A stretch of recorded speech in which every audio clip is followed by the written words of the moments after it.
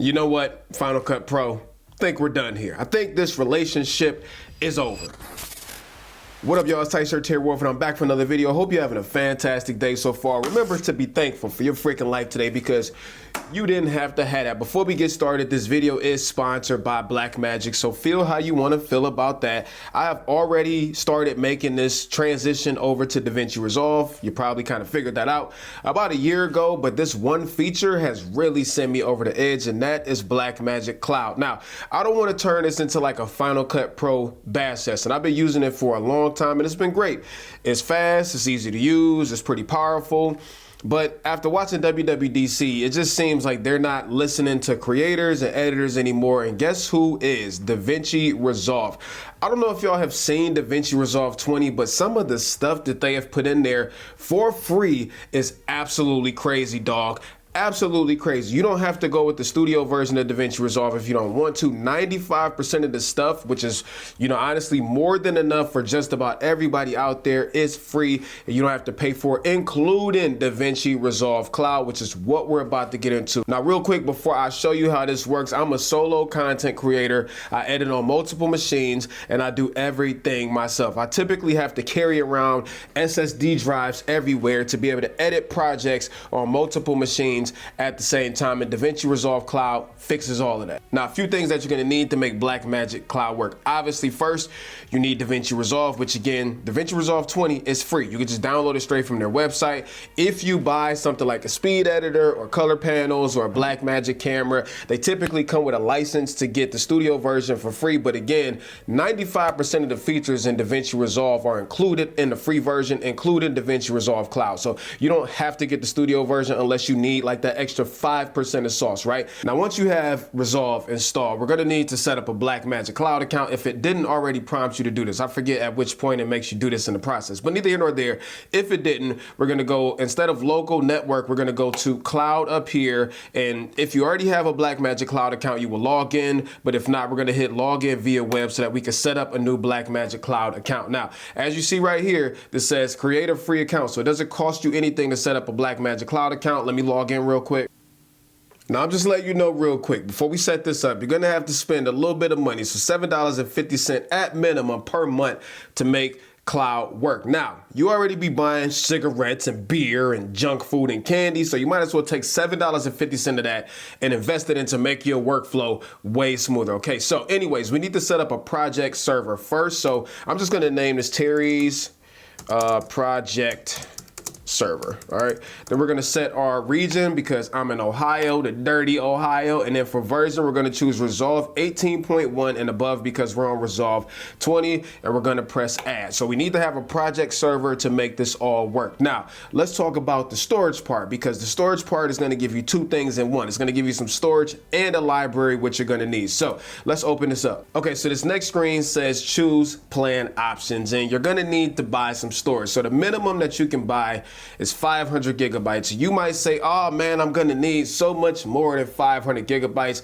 Majority of y'all, you won't, and I'm gonna show you why. 500 gigabytes in the way Davinci Resolve Cloud handles proxies and media is going to be way more than enough. But neither here nor there, $7.50 per month. Now, you also see right here, this includes one project library. You might be thinking, I need more than one project library. No, you don't. The project library is like the house that houses a bunch of projects inside of it. So you can have one project library and a ton of projects inside of that library. If you want extra libraries for any reason, you can add on extra libraries right here, but you don't really need it unless you're working with like multiple teams, multiple, workflows, all that other stuff. With that said, if you ever find out that, yo, I need some more storage, you can always come back here and increase this anytime you want to, no problem. Now, once we have this set up and we go back to Davinci Resolve, you see now we have an untitled project right here. So there's a few ways that you can go about this. You can set up a new project, which I'm going to show you how to do that, or you can copy an existing project if you already have a project in Davinci Resolve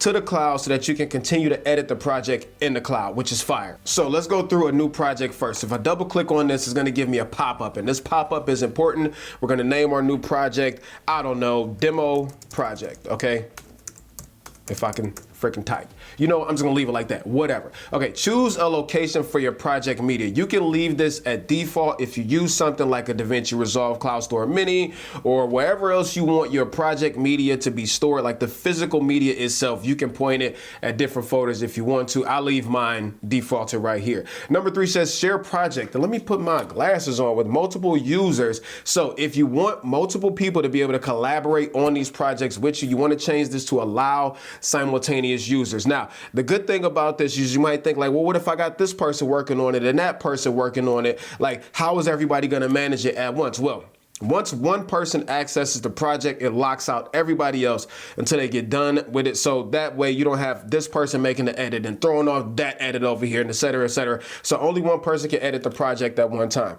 Number 4 says synchronize storage with Blackmagic Cloud. And there's a don't sync media, which we don't want to do. There's a sync proxies and originals. So I prefer to sync proxies. Okay, first of all, the workflow is faster. Second of all, unless you want to be able to take your media everywhere, so let's just say you started it on your main computer and then you need to take your laptop and go finish the project somewhere else and export everything from there, then that is the only time you'll want to sync proxies and originals. Just beware that obviously if you're syncing originals too, it's going to eat up that data more quickly. I just prefer to sync proxies. You can always change this later. And then lastly, number 5 says allow remote camera access. So if you have something like a Blackmagic Pixis, or if you have like the Blackmagic app on your iPhone, you can set these up as remote cameras so you could be out like, for example, shooting something, I'm getting tongue-tied, shooting something with your iPhone, and it can automatically send stuff up to the cloud for you without needing to plug it up or anything like that. So you get those files to an editor or whatever the case may be in real time. So I don't need to do that. We're just gonna go ahead and create this project. That was the first way. I'm gonna go back and we're gonna copy a project. I wanna show you how this works also. So let's go back home. I already have a local project, and this is an Osmo Pocket 3 video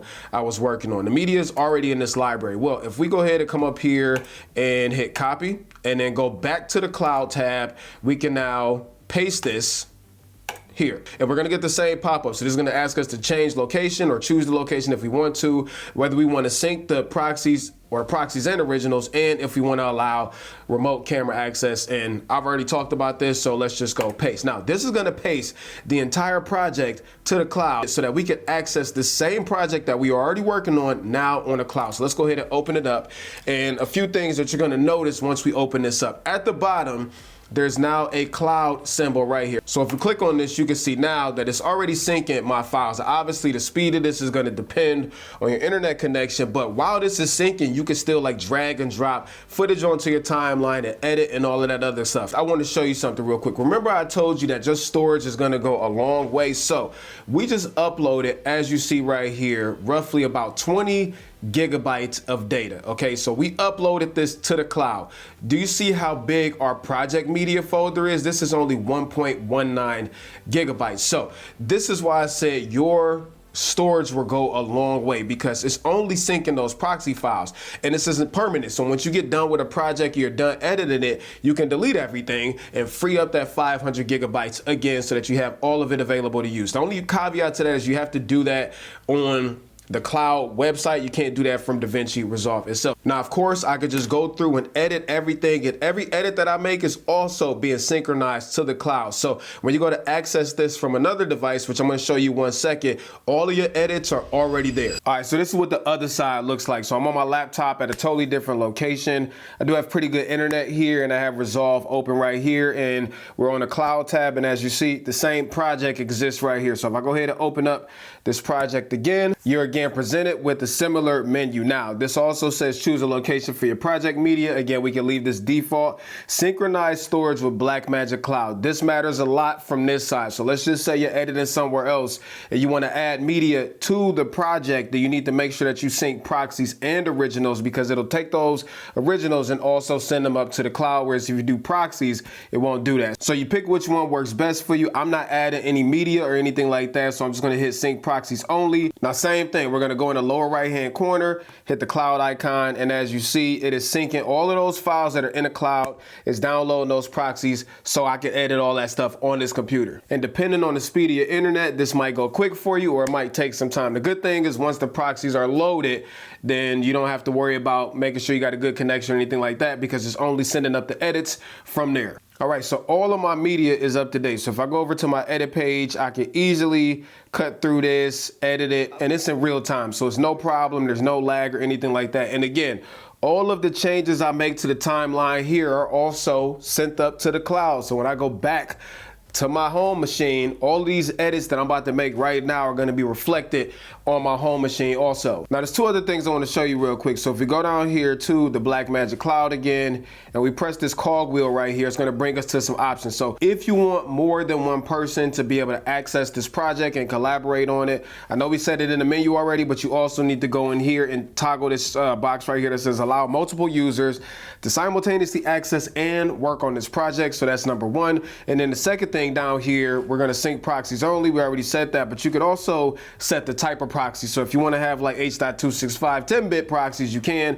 Just be mindful that going with proxies that are 10-bit is gonna create obviously bigger proxies. If you open up your project and everything is red, you can't access any of your clips, come up here in the upper right-hand corner and press this drop down and go prefer proxies. That's probably the issue. Once you hit that, all of your media should come right back. I know we were talking about storage earlier. Oh, 500 gigabytes might not be enough. This is an entire project with B-roll, A-roll, all of that stuff, and it took my 20 some odd gigabytes and created only 1.19 gigabytes of proxy. So if the math is mathing with 500 gigabytes for a project about this size, that's 20 to 30 gigabytes, we should be able to do a whole lot of project editing with 500 gigabytes because I'm only using 1.19 right now. Woo, it's getting hot. So as you see, Blackmagic Cloud honestly is fire. If you are a solo content creator and you need to edit across multiple devices, or if you work with an editor or a team, Blackmagic Cloud is so fire. Honestly, it is the main reason why I'm leaving Final Cut Pro in the freaking dust.